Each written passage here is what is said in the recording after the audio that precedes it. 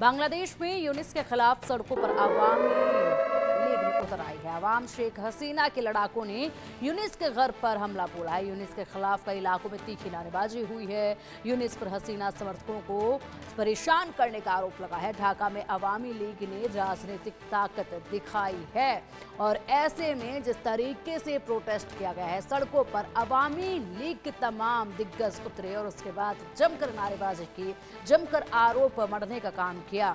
तो ऐसे में अब ये माना जा रहा है कि ये राजनीतिक चेतावनी है, राजनीतिक चेतावनी दी जा रही है।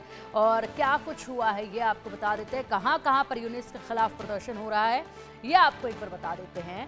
यूनिस के खिलाफ प्रदर्शन जो है वो ढाका, बड्डा, भातार, रामपुरा में ये जगह हैं जहां पर मोहम्मद यूनिस के खिलाफ लगातार विरोध प्रदर्शन किया जा रहा है। मोहम्मद यूनिस के खिलाफ छात्र जो एक वक्त पर उसके समर्थन में थे वो भी खिलाफ हो चुके हैं। दूसरी तरफ अब अवामी लीग यहां पर अपनी आवाज बुलंद करती जा रही है।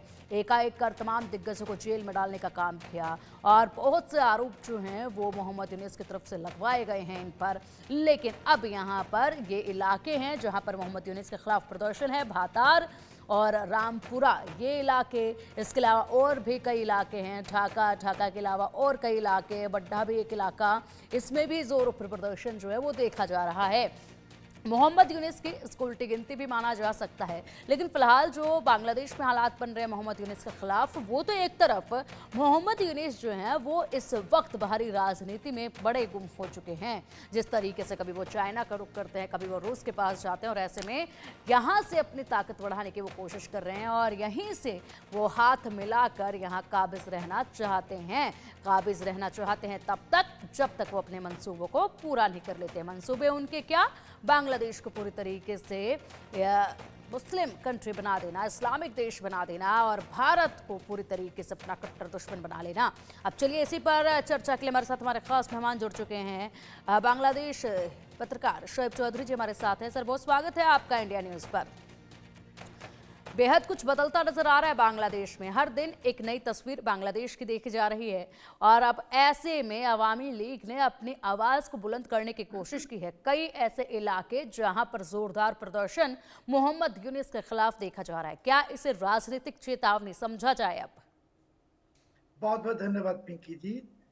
ये जो आपने इलाका के बारे में कहा, ढाका 11, पाटा, रामपुरा, हाथी झील वगैरह, ये एरिया में एक सबसे बड़ा बात जो है, इस एरिया के करीब ही गुलशन की डिप्लोमेटिक एरिया है। और ये जो अवामी लीग की जो प्रोसेशन हुआ, इसमें ना तो सिर्फ अवामी लीग के लोग थे, इसमें बीएनपी के फ्रस्ट्रेटेड लोग भी शामिल हुए। क्योंकि यूनुस ने तो अभी चुनाव कराएगा नहीं 5 साल में, वो चीज सामने साफ हो गई। और यूनुस अभी क्या कर रहा है, बीएनपी की टॉप लीडर्स में से किसी किसी को खरीद लिया। इसके लिए बीएनपी के लोग जो है ग्रास रूट, वो भी बहुत ही गुस्सा है बीएनपी के ऊपर। वो भी अवामी लीग के साथ ये प्रोसेशन में शामिल हुआ। ये है पहली एक एस्पेक्ट। और दूसरी एस्पेक्ट है पिंकी जी कि अप्रैल की 15 तारीख और आज बांग्लादेश की सब मोबाइल फोन में यूनुस की तरफ से एक इश्तेहार, एक नोटिस भेजा गया और सबको कहा है कि 2009 साल में जो बांग्लादेश राइफल्स की रेनेगेड हुआ था, विद्रोह हुआ था, वो उसमें तो शेख हसीना के जमाने में इसका ट्रायल भी हो गया और सजा भी हो गई थी। अभी वो पूरे सजा को यूनुस क्या कर दी, कैंसिल कर दी करके फिर से ये ट्रायल शुरू करने की प्रोसेस में है। और कल यूनुस ने भी कहा कि बीडीआर केस को इन्वेस्टिगेट करना सबसे जरूरी है। इसके लिए कि बीडीआर केस में अभी ये बांग्लादेश की जो आर्मी चीफ जनरल वकरुज्जमान, उनको फंसाना चाहते हैं। और मैंने जैसे आपके प्रोग्राम में और इंडियन न्यूज के और भी प्रोग्राम में कहा कि इस महीने अप्रैल या मई में मैक्सिमम वकरुज्जमान साहब को यूनुस अरेस्ट करेगा और उनको फांसी पे भी लटकाएगा। तो एक तरफ देखिए पिंकी जी, अवामी लीग आवाज उठा रहे हैं और अवामी लीग के साथ फ्रस्ट्रेटेड बीएनपी के जो ग्रास रूट, वो भी मिल गए हैं। और दूसरी तरफ वकरुज्जमान की प्रस्तुति चल रहा है, प्रिपरेशन चल रहा है, यूनुस की वकरुज्जमान साहब को हाउस अरेस्ट और बाद में उनके ट्रायल में ठीक है। उनको ले जाने के। ठीक है, शोएब सर आएंगे आपके पास। हमारे पास फिलहाल विदेशी मामलों के जानकार निपुण आलम बयान जी भी जुड़ चुके हैं। निपुण जी, बहुत स्वागत है आपका इंडिया न्यूज पर। शोएब चौधरी जी को आप सुन रहे थे सर, जिस तरीके से वो कह रहे हैं कि आगे अब वकर का क्या होगा, जिस तरीके से उन्होंने बताया हालात जो बदल रहे हैं। एक तरफ तो अवामी लीग ने राजनीतिक चुनौती दे दी है, साथ ही साथ यहाँ पर अब बताया ये जा रहा है सर की तरफ से कि अप्रैल और मई महीने तक वकर को पूरे तरीके से काबू में करेंगे, जेल में डालेंगे, फांसी तक जो है मामला पहुंच सकता है। देखिए, मैं काफी बात को, सब भाई की बात को सुनता हूँ, समझता भी हूँ। वो जो बोल रहे हैं वो जाहिर सी बात है, बांग्लादेश से बैठकर चीजों को देख रहे हैं, हम भारत से बैठकर चीजों को देखते हैं, काफी अंतर उसमें हो जाता है। लेकिन देखिए, मैं अभी भी एक बात देखूं, अगर कोई एक व्यक्ति है पूरे बांग्लादेश के अंदर जो समय दिखता है पावर के अंदर, वो मुझे सेनाध्यक्ष जो है वकारुज्जमान वो दिखाई देते हैं, जो कहीं ना कहीं बांग्लादेश के इंटरेस्ट में, हित में सोचते हैं और प्रैक्टिकल बात करते हैं। प्रैक्टिकल बात किया, उनका कहना ये है कि हम भारत से संबंध खराब नहीं कर सकते, क्योंकि भारत और हम इतने आपस में जुड़े हुए हैं। अब सोचिए, एक देश जिसकी दो देशों में सीमाएं मिलती हैं और जिसका आपका देखिए 90% से ज्यादा एरिया केवल भारत से आपका एरिया उसका मिलता है, थोड़ा बहुत आपका म्यांमार से मिलता है, सराउंडेड आपके भारत बैठा हुआ है। तो ऐसी स्थिति में आप सोचें कि भारत से विवाद कर कर, भारत से तमाम तरह के इश्यूज क्रिएट कर कर क्या आपका विकास हो जाएगा? नहीं, अवरुद्ध हो जाएगा। यही बात हम भारत के संदर्भ में बात करें, और देखिए, जब से आपको याद होगा मोहम्मद यूनुस ने कहा कि we are the guardian of the north east, इसका रिजल्ट क्या निकला? जब जैसी हमने ट्रांस इम्प्लीमेंट जो फैसिलिटीज थी वो हमने बंद की, बंद करते क्या हुआ कि बांग्लादेश को कितने सारे आपके लॉसेस, कितने नुकसान होने शुरू हो गए हैं। ये थोड़े दिन में डाटा भी आने लगेगा कि उस सप्लाई रूट को बंद करने से कितना बांग्लादेश को नुकसान हुआ। मैं तो भी कल परसों न्यूज और देख रहा था कि पाकिस्तान से बांग्लादेश ने डिमांड भी किया 1971 की कि 71 में जो हमारा पैसा रह गया तो पैसे को हमको रिटर्न कीजिए। पाकिस्तान से करीब 5 अरब डॉलर के आसपास की कुछ डिमांड की गई है। वो पैसा वापस आएगा नहीं आएगा मुझे तो उम्मीद नहीं, कि पाकिस्तान के हालात ऐसे नहीं है।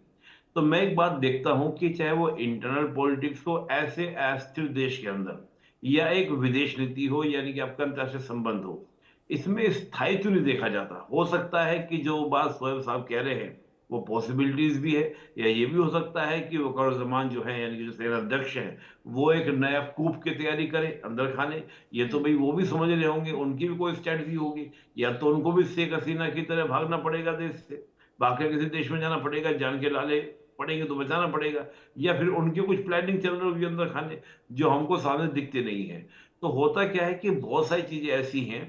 तो ये जरूर है कि मोहम्मद यूनुस लगातार जो है लोकतंत्र की, कहते हैं डेमोक्रेसी की, जितनी हत्या हो सकती है उतनी हत्या करने का प्रयास कर रहे हैं।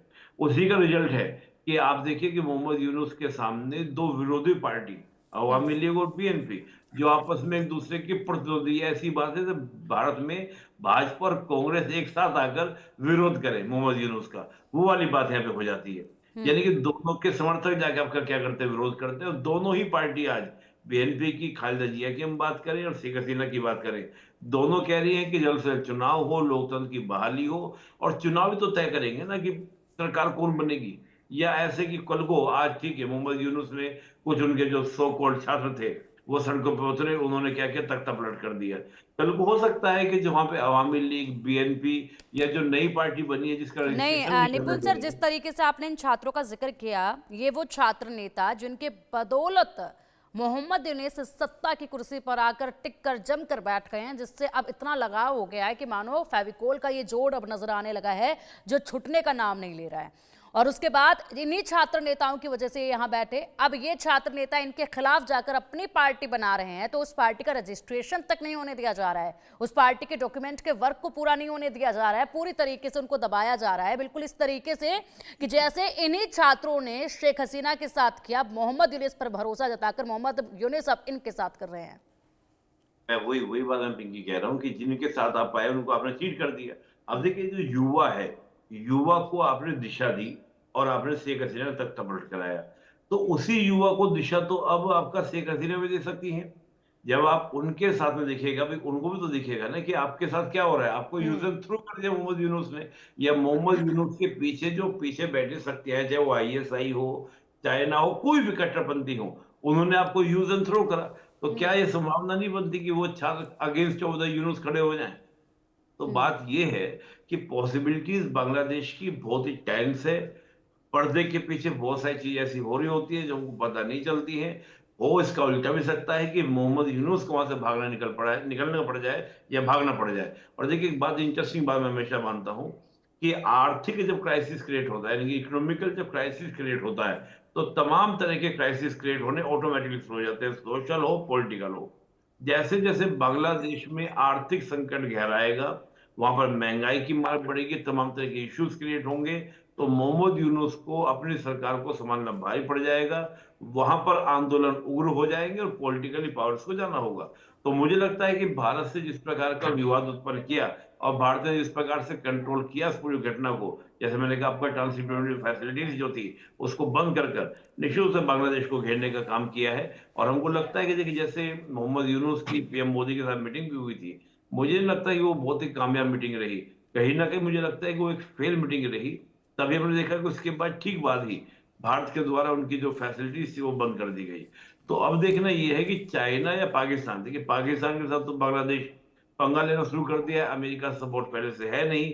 अब यहाँ पर हम चीन की बात करें तो चीन कितना सपोर्ट करता है मोहम्मद यूनुस का, ये देखना होगा। अ, उम्मीद मुझे चीन से ठीक बहुत है ज्यादा नहीं। निपुण सर, अभी चीन को लेकर आपने बात की है, एक जहन में सवाल इसको लेकर भी आ रहा है। शोएब चौधरी जी से भी मैं इसी को जानना चाहूंगी, पहले आप निपुण सर बता दीजिएगा। चीन को लेकर बात की है, अभी फिलहाल जो एक रणनीति पाकिस्तान और बांग्लादेश दोनों की देखी जा रही है, वो चीन के लिए लगभग एक जैसी देखी जा रही है, क्योंकि यहाँ पर कहीं ना कहीं चीन का जो इन्वॉल्वमेंट है उसको कम करने की कोशिश पाकिस्तान की देखी जा रही है। जिस तरीके से बलूचिस्तान में वो अब यूएस को इन्वेस्ट करने के लिए इन्वाइट कर रहे हैं और वहां पर अब यूएस भी जो है इन्वेस्ट करता नजर आएगा, अपने प्रोजेक्ट चलाता नजर आएगा। एक वहां पर पाकिस्तान का ये कदम, दूसरी तरफ यहाँ पर रूस के साथ जिस तरीके से एक कदम आगे बढ़ाकर चीन को पीछे छोड़ते हुए रूस के साथ ये बांग्लादेश पे मोहम्मद यूनुस जिस तरीके से यहाँ पर तालमेल बिठाने की कोशिश कर रहे हैं, विजिट जो उनका देखा गया, उसके बाद हाल ही में जो बदलाव आया है उसको लेकर ये दोनों रणनीति दोनों देशों की एक साथ पे एक समय पर नजर आ रही है, इसको किस तरीके से आप देखते हैं, जरा इसको बताइएगा। देखिए अगर हम रूस की बात करते हैं तो मुझे रूस को लेकर बहुत ज्यादा मैं चिंतित नहीं रहता हूँ। देखिए रशिया का भारत के साथ जो संबंध है वो केवल इकोनॉमिकल रिलेशंस नहीं बल्कि स्ट्रेटेजिक रिलेशन है। और रशिया हमारे साथ हमेशा एक टाइम टेस्टिंग फ्रेंड रहा है। और ये बात मोहम्मद यूनुस को जाननी चाहिए कि जो बांग्लादेश का निर्माण हुआ है उसमें रूस की भी एक बहुत बड़ी भूमिका थी। जब अमेरिका का 7th फ्लीट जो है हम पर अटैक करने के लिए आ रहा था तो रशिया की सबमरीन ने ही अमेरिका के 7th फ्लीट को रोका था। तो रशिया की आज के देश में हम बात करें कि भारत को छोड़कर वो बांग्लादेश को सपोर्ट करेगा, मुझे तो नहीं लगता। भाई अगर बांग्लादेश के पास देने को बहुत कुछ होता तो मैं एक बात को मान सकता था। ठीक है, लेकिन इसी पर निपुण सर, इसी पर शोएब सर को भी सुन लेते एक बार। शोएब सर क्या कहेंगे इसी पर आप? पिंकी जी देखिए, पहले ये जो निपुण भाई ने कहा ये चीज बहुत ठीक है, मैं क्लैरिफाई करना चाहता हूँ आपके लिए कि वक़ार-ए-ज़मान क्यों थ्रेट बन गए यूनुस के लिए। वक़ार-ए-ज़मान 3 चीज चाहते हैं, वो भारत के साथ दुश्मनी नहीं चाहते, नंबर 1। ये चीन की जो एग्रेशन ये नहीं चाहते। 3 नंबर, ये जल्दी जल्दी इलेक्शन की डिमांड कर रहे रिपीटेडली, और वो इलेक्शन में अवामी लीग को पार्टिसिपेट करने की जो प्री कंडीशन भी सेट कर दी कि अवामी लीग के सिवा कोई इलेक्शन नहीं होगा। इसके लिए वक़ार-ए-ज़मान बन गई यूनुस की रास्ते के कांटे, और उसको हटाने के लिए मैंने जैसे कहा कि यूनुस को अभी वक्त बहुत कम है, क्योंकि अवामी लीग सड़कों में आना शुरू कर दिया और अवामी लीग के साथ पीएनपी आ गई। और जैसे निपुण भाई ने कह रहे थे कि वो जो छात्र वगैरह, देखिए पिंकी जी, छात्रों वगैरह को क्या ख्वाब दिखाया था कि सबको नौकरी मिलेगा, सरकारी नौकरी। अभी क्या हो गई, सब देख रहे हैं कि यूनुस के आजू बाजू में जो छात्र हैं वो पैसा ले के लोगों को सरकारी नौकरी दे रहा है। सो जो डिस्क्रिमिनेशन की बात किया था वो डिस्क्रिमिनेशन और अभी उससे भी ज्यादा भी गंभीर हो गई, कॉम्प्लिकेटेड हो गई आए चीन के बाद। देखिए पिंकी जी, चीन एक अपॉर्चुनिस्ट नेशन है। अभी चीन का बहुत भी ह्यूज इन्वेस्टमेंट है बांग्लादेश। और अगस्त की 4 तारीख तक 2024 की अगस्त की 4 तारीख तक चीन कह रहे थे हम शेख हसीना के साथ है। 5 तारीख तख्ता पलट हो गया, चीन भी आवाज चेंज कर दी सो अभी ये जो यूनुस के साथ जो कोशिशें हैं चीन की, ये उनके जो बांग्लादेश में बिलियंस ऑफ डॉलर्स का इन्वेस्टमेंट उसको रक्षा करने के लिए। सो मैं फिर से निपुण भाई से भी सहमत हूँ कि इसके साथ एक चीज आपको भी और निपुण भाई को कहना चाहता हूँ कि ये महीने अप्रैल और मई 2 महीने आज या तो यूनुस भागेगा बांग्लादेश से, नहीं तो वाकुरुज्जमान साहब जेल चले जाएंगे फांसी के लटकाने के लिए, क्योंकि ये चीज आ गई बहुत कॉम्प्लिकेटेड सिचुएशन में। भारत ने ट्रांजिट बंद कर दी, हमारे 2000 करोड़ टाका की लॉस, और बहुत सारी और चीज होने वाला है बांग्लादेश में। एक फैक्ट्रीज तो बंद हो गई, बेरोजगारी बढ़ गए, और यूनुस की जो छात्रों को यूनुस ने जो ख्वाब दिखाए थे, वो छात्र की अभी huge percentage, massive percentage Yunus के खिलाफ जा रहे। तो हमारे को लगता है कि बांग्लादेश में अगले महीने से सड़कों में आप भी देखेंगे, सब देखेंगे, अवामी लीग और वो जो कहा कि बीएनपी की जो पीक फैक्शन है, जो नाखुश है उसके लीडरशिप से कि उसके लीडर यूनुस से हाथ मिलाए हुआ है, कॉम्प्रोमाइज कर ली, इसके साथ ये जो आम है पब्लिक बांग्लादेश की सब सड़कों में आ जाएगा। सो यूनुस के लिए ऑप्शन है कि वाकुरुज्जमान साहब को बंद करना पड़ेगा, नहीं तो यूनुस को भागना पड़ेगा। और फाइनली एक इंफॉर्मेशन में आप दोनों के साथ शेयर करना चाहता हूँ कि बांग्लादेश की नेशनल सिक्योरिटी एडवाइजर बनाए हैं वाकुरुज्जमान यूनुस ने खलीलुर रहमान नाम के एक आदमी को। ये खलीलुर रहमान की थी 2001 साल में, वो उस वक्त ये चीफ एडवाइजर जो थे लतीफुर रहमान उसके दफ्तर में थे, और लतीफुर रहमान के दफ्तर की एक फीमेल ऑफिसर उनकी और उनकी हस्बैंड की हत्या हो गई, और हत्या होने के बाद लतीफुर रहमान तुरंत बांग्लादेश छोड़ के भाग गई और अभी आया। सो ये लतीफुर रहमान पाकिस्तानी एक ट्रस्टेड एलिमेंट है। बिल्कुल। एक second, so national security adviser बहुत इंपॉर्टेंट पोजीशन है, और ये इसके काम ही है वाकर को आउट करना। सो ये बहुत कॉम्प्लिकेटेड सिचुएशन है बांग्लादेश में की थी, तो बाहर से लोग शायद समझ नहीं रहे, मगर मैं फिर से कह रहा हूँ कि अप्रैल में बहुत नाटक देखेंगे बांग्लादेश में।